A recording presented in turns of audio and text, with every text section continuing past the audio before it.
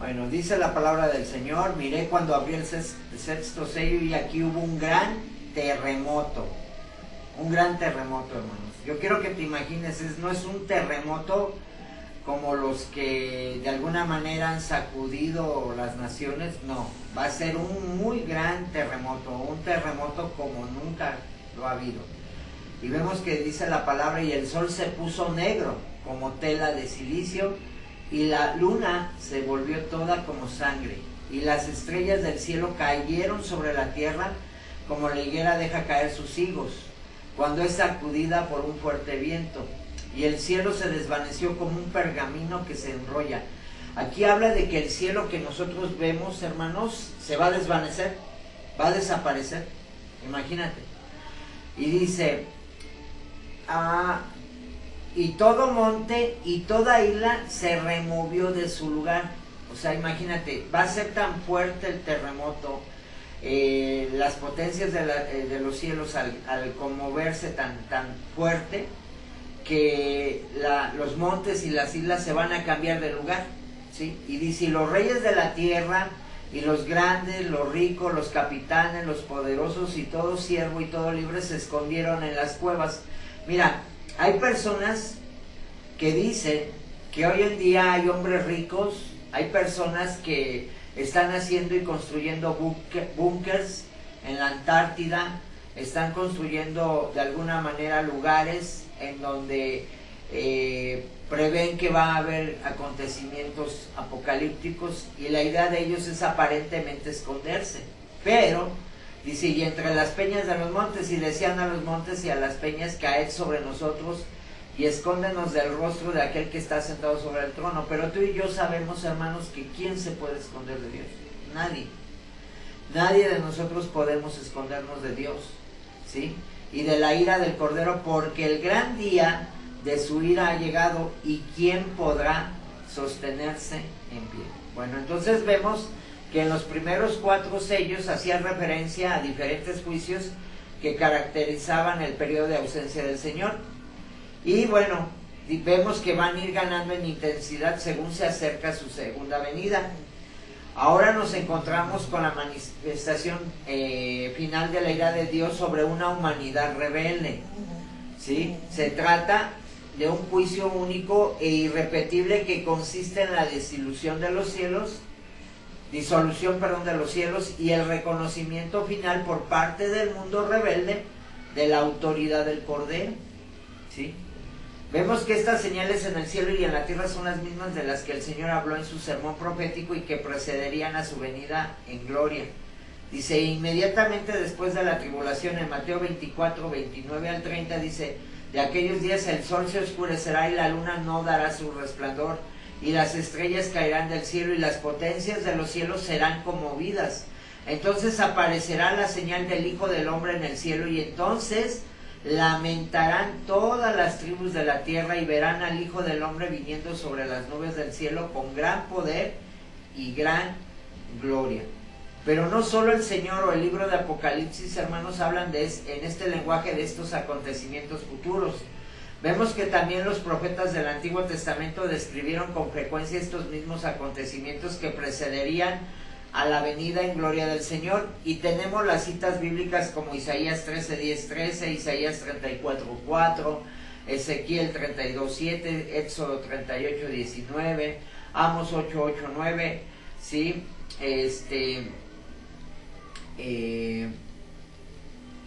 Juan 2:10 y Juan 2:31. Bueno, entonces algo que te quiero decir, hermanos, es que quiero que analices claramente que vemos que en el Antiguo Testamento, ¿sí? Tenemos los acontecimientos registrados, así como lo tenemos en el libro de en los evangelios, así como lo tenemos en el libro de Daniel, así como lo tenemos en el libro de Apocalipsis, ¿sí? Porque todo esto, hermanos, nos habla de que en distintos tiempos, distintos hombres inspirados por el Espíritu Santo pudieron ser de alguna manera inspirados por Dios y recibir esta revelación. Es una revelación tremenda, hermanos. Vemos que es un cuadro realmente de proporciones bíblicas que nos dibujan algo realmente aterrador, ¿sí? Vemos que de alguna manera el lenguaje simbólico y literal pues están entretejidos con la finalidad de darnos una impresión de lo más posiblemente vivible y que va a ser vivida en esos tiempos, hermanos. Bueno, vemos que quizá el terremoto en toda la tierra al que se refiere provoque tremendas erupciones volcánicas, arrojando enormes cantidades de polvo, humo y gases hacia la atmósfera, que haga que el sol se oscurezca y que la luna parezca roja como la sangre. También podemos pensar que la referencia de las estrellas que cayeron del cielo se puede referir a una lluvia de meteoritos, ¿sí? Hoy en día hemos estado viendo, hermanos, que desde hace tiempo la NASA dice que puede haber un impacto de un asteroide con la Tierra, ¿sí? Vemos que cada vez las señales proféticas y de parte de Dios pues tienen un cumplimiento, ¿no? Y vemos que el cielo como un pergamino se enrolla y es quitado en medio. No debemos de entenderlo en sentido literal. Vemos que va a ser el caos resultante de tales dimensiones que ya no es posible reconocer la superficie de la tierra. Las montañas y las islas habrán desaparecido de su lugar.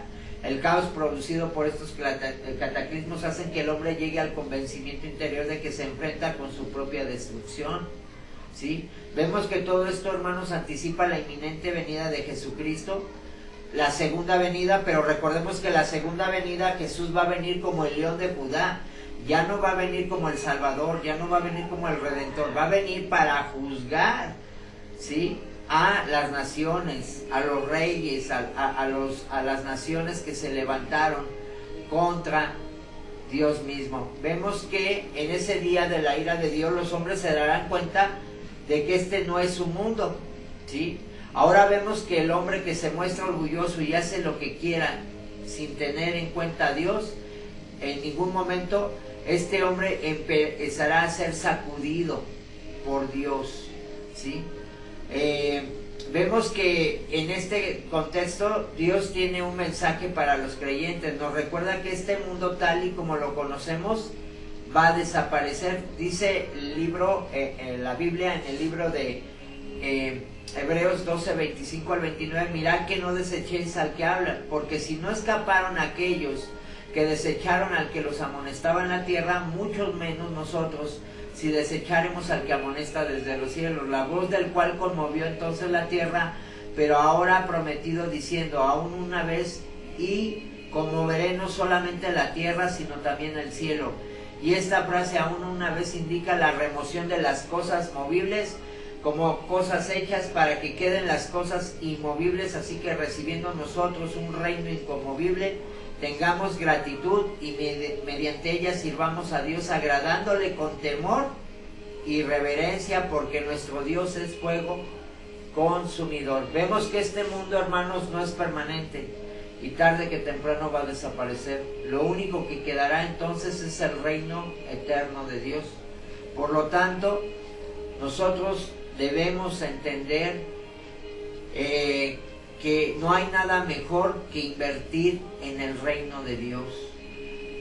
Empezar desde nuestro propio carácter, tiempo, recursos, porque todo lo demás va a desaparecer. La Biblia dice que no nos hagamos tesoro en la tierra, sino tesoros en los cielos. ¿Ok? Bueno, entonces vemos que en 2 de Pedro 3, 11 al 14, puesto que todas estas cosas han de ser deshechas, ¿cómo no debéis vosotros andar en santa y piadosa manera de vivir, esperando y apresurándoos para la venida del día de Dios, en el cual los cielos encendiéndose serán deshechos y los elementos siendo quemados se fundirán? Pero nosotros esperamos, según sus promesas, cielos nuevos y tierra nueva, en las cuales mora la justicia, por la cual, oh amados, estando en espera de estas cosas, procurad con diligencia ser hallados por Él sin mancha e irreprensibles en paz. ¿Sí? Vemos que en aquel día el terror se va a apoderar de todos los hombres, hermanos. todos los hombres van a intentar esconderse, van a intentar, van a querer hasta morir, van a desear la muerte, pero la muerte va a huir de ellos, ni la misma muerte, no va a haber esa situación.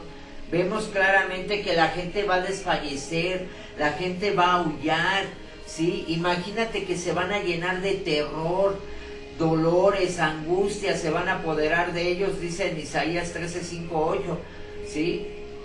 Dice, se asombrará de cada cual al mirar a su compañero sus rostros de llamas.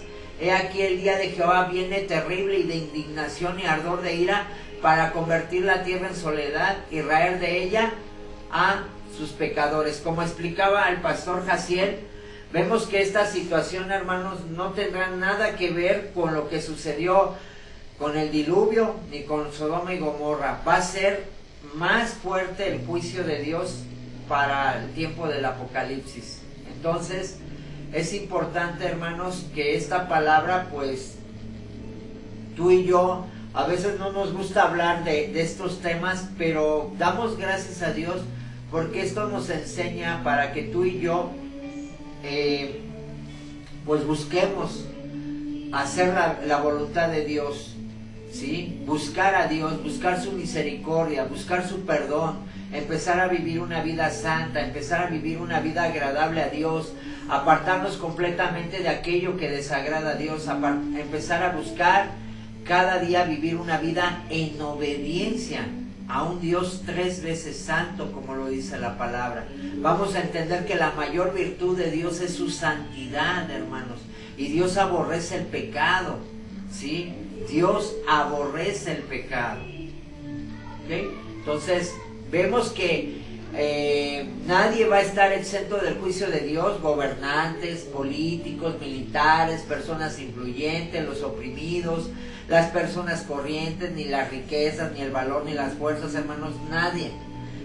Hay gente que dicen, pero ¿por qué ahorita todavía suceden tantas cosas? Bueno, porque Dios lo está permitiendo. Pero tarde que temprano, los juicios de Dios serán inescrutables, hermano. Serán de alguna manera con toda su furor, con toda su ira, ¿sí? El único lugar en el que podrían haber encontrado un refugio seguro había sido en la misericordia del Cordero, hermano. Pero muchos lo rechazaron. Ahora tú y yo tenemos que darle gracias a Jesús, a nuestro Señor Jesucristo, porque su bondad, su misericordia, su preciosa sangre, ¿sí? Y su Santo Espíritu, cada día cuando nosotros pasamos tiempos con Dios, leyendo su palabra, meditando en su palabra, orando, buscándole y sobre todo testificando del amor, de la gracia de Jesús, y sobre todo entender que Jesucristo murió por los pecados de la humanidad, ¿sí? Y vemos que estas personas suplican, ¿sí? Pero a pesar de la magnitud de su calamidad, los hombres siguen sin humillarse delante de Dios. Fíjate, ahí las personas, hermanos, no se humillan, no le piden, no le claman a Dios por misericordia, ¿sí? En ese momento, en ningún momento se escucha un clamor de arrepentimiento.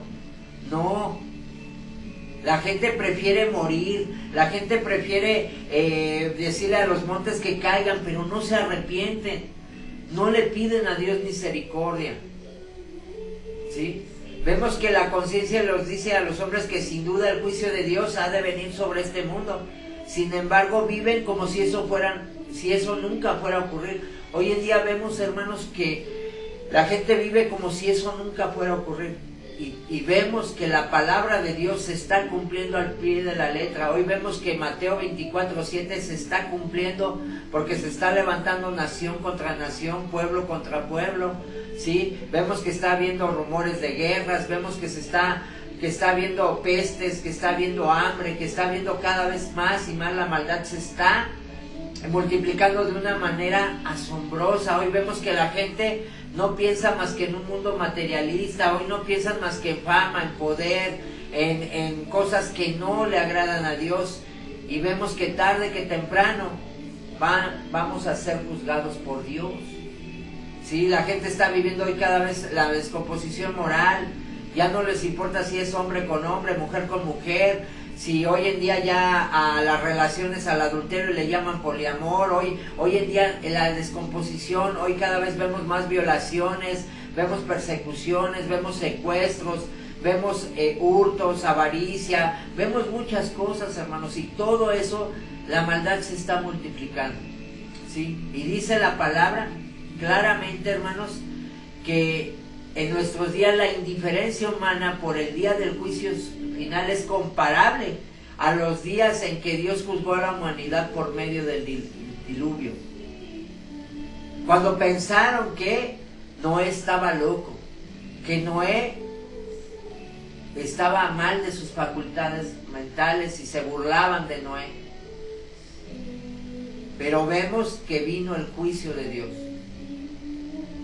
Pero cuando el momento llegue, el terror y el pánico se va a apoderar de ellos. Una sensación de impotencia les sobrecogerá y su orgullo se desplomará. Sus conciencias les va a acusar, saben que son culpables y buscan desesperadamente cómo ocultarse del Cordero, pero no buscan clemencia, no piden perdón, no se arrepienten, que viene a juzgar al mundo. Entonces descubrirán que el Salvador del mundo también es juez. Va a venir como el león de la tribu de Judá a juzgar. A quien el mundo ha ignorado y perseguido, ahora es el juez supremo ante el que tienen que rendir cuentas. Es el momento en que toda rodilla se doblará ante él. Vemos que lo curioso es que la gente va a intentar huir de la ira del Cordero. Qué difícil es imaginar un cordero iracundo. Vemos que el cordero es un animal que normalmente asociamos con la ternura o la benignidad o mansito, ¿no? Pero nunca con ira. Pero la revelación bíblica nos quiere recordar que quien en ese momento manifestará la ira de Dios es el mismo que antes ha expresado todo su amor. Es el Cordero de Dios que fue sacrificado por los pecados de los hombres, expresando el infinito amor que Dios tiene por este mundo, como lo dice Juan 3:16. Pero el Cordero también tiene 7 cuernos, Apocalipsis 5:6, que nos recuerdan su poder, ¿sí? Porque el gran día de su ira ha llegado, Apocalipsis 6:17, ¿y quién podrá sostenerse en pie? En Nahum 1:6 dice, ¿quién permanecerá delante de su ira? ¿Y quién quedará en pie en el ardor de su enojo? Su ira se derrama como fuego y por él se hienden las peñas. Malaquías 3:2 dice, ¿quién podrá soportar el tiempo de su venida? ¿O quién podrá estar en pie cuando él se manifieste? Porque él es como fuego purificador y como jabón de lavadores. Vemos que las catástrofes, hermanos, que los primeros 4 sellos anuncian son el preludio para el día de la ira del Cordero. Un día de juicio sobre toda la humanidad, y queda la pregunta, ¿y quién podrá sostenerse en pie? La respuesta la vamos a encontrar en el siguiente capítulo, cuando veremos a 144,000 de todas las tribus de Israel y a una multitud que nadie podía contar de todas las naciones y tribus delante del Cordero. Estos son los creyentes que van a ser librados de la ira venidera. Amén, como lo dice 1 Tesalonicenses 1:10.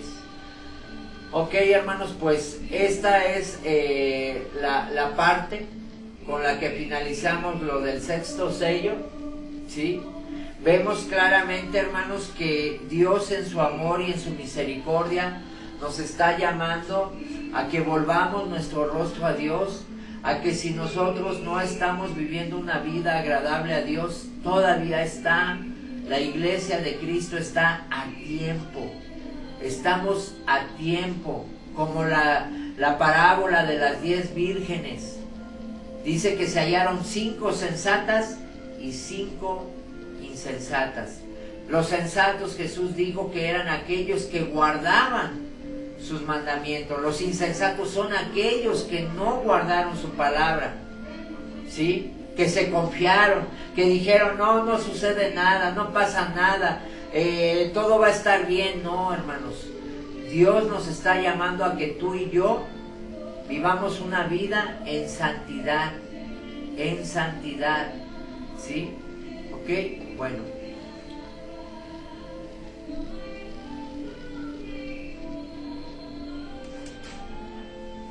Es un tiempo, hermanos, de que la iglesia de Jesucristo, dice la palabra de Dios que primero Jesucristo va a venir para juzgar a su iglesia. Primero Dios va a juzgar a su casa, hermanos. Entonces debemos entrar en un tiempo de reflexión. Este libro de Apocalipsis nos debe de hacer reflexionar sobre qué vida estamos viviendo. La Biblia dice claramente que no podemos amar a Dios y al mundo. ¿Por qué? Porque es enemistad para con Dios, ¿sí? Si nosotros amamos más al mundo que a Dios, somos enemigos de Dios. Y el amor de Dios no está en nosotros. Amén. Entonces, sé que este tema es un poquito fuerte, pero damos gracias a Dios porque este tema nos tiene que hacer reflexionar, recapacitar, meditar, analizar y pensar que los tiempos que estamos viviendo, cada día más y más se está cortando la gracia, se está cortando. Y es cuando Jesús está diciendo: vuélvanse, arrepiéntanse, porque el reino de los cielos se ha acercado. Es tiempo, hermanos, de volvernos completamente a Dios, en clamor, en búsqueda, ¿sí? En vivir una vida en obediencia, apartarnos de toda desobediencia, apartarnos de toda rebeldía, apartarnos de todo aquello que lastima el corazón de Dios y volvernos a Jesucristo, poner nuestra fe en Jesucristo como nuestro único y suficiente Salvador, porque vemos que Jesús vino para salvarnos, no para condenarnos. Dice la Biblia que para los que estamos en Cristo Jesús ya no hay condenación. Pero la pregunta es: ¿estás en Cristo o todavía sigues con un pie en el mundo? Esa es la pregunta que cada día tú y yo nos tenemos que hacer cada día. Cada día tenemos que estar examinando nuestra vida, nuestro caminar con Jesús. Bueno, pues espero, hermano, que esta enseñanza haya sido de bendición para tu vida. Espero que este tiempo maravilloso de la palabra de Dios, en la cual el Padre le está hablando a sus hijos, ¿sí? Hoy el corazón del Padre sigue clamando porque sus hijos, su iglesia, despierte y se vuelva completamente a Él. Bueno, hermanos, pues que Dios les bendiga. Esperamos que este tiempo de enseñanza haya sido de edificación a tu vida. Vamos a compartir la enseñanza por si aquellos quieren seguirla viendo, meditando, estudiándola. La vamos a compartir. Esperamos que haya sido de bendición. Les mandamos un abrazo fuerte y que Dios te ilumine, que Dios te dé sabiduría y sobre todo un corazón entendido, en el nombre de Jesús. Que Dios les bendiga, les amamos en el Señor y muy buenas noches, que descansen. Igualmente, hermano, bye. Que Dios les bendiga, buenas noches. Bendecida noche.